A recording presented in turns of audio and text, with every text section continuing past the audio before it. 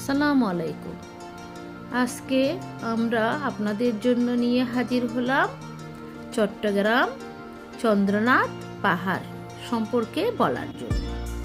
চন্দ্রনাথ পাহাড় হলো চট্টগ্রাম পশ্চিমাঞ্চলীয় হিল রেঞ্জের সর্বোচ্চ চূড়া।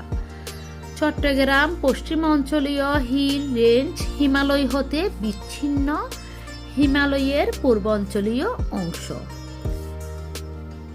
এই পাহাড়টি হিমালয়ের দক্ষিণ ও দক্ষিণ পূর্ব দিক ঘুরে ভারতের আসাম এবং ত্রিপুরা রাজ্যের মধ্য দিয়ে ফেনী নদী পার হয়ে চট্টগ্রামের সঙ্গে মিশেছে।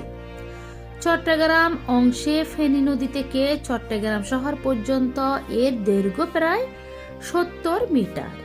এই পাহাড়ের পাদদেশে নির্মিত হয়েছে সীতাকুণ্ড ইকো পার্ক।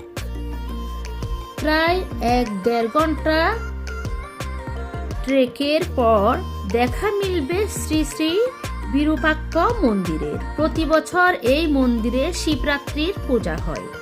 এই পূজাকে কেন্দ্র করে সীতাকুণ্ডে বিশাল মেলা হয়।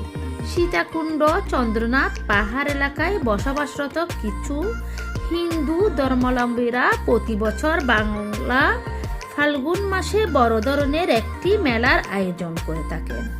এই মেলায় বাংলাদেশ, ভারত, নেপাল, ভুটান, থাইল্যান্ড সহ পৃথিবীর বিভিন্ন দেশ অংশগ্রহণ করেন। এখানে অসংখ্য সাধু এবং নারী পুরুষ যোগ দেন। বিরূপাক্ষ মন্দির থেকে 150 ফুট দূরেই রয়েছে চন্দ্রনাথ মন্দির, যা চন্দ্রনাথ পাহাড়ের চূড়ায় অবস্থিত।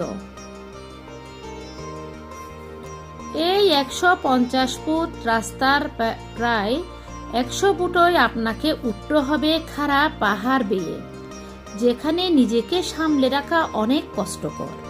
চন্দ্রনাথ পাহাড়ের চূড়ায় দাঁড়িয়ে আপনি দেখবেন একদিকে সমুদ্র আর অন্যদিকে পাহাড়ের নির্জনতা।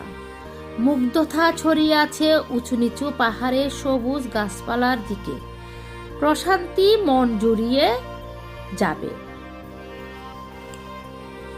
সবাই সময় হলে দেখে আসবেন চন্দ্রনাথ পাহাড়। সবাই ভালো থাকবেন। আজকে এই পর্যন্ত। আল্লাহ হাফেজ।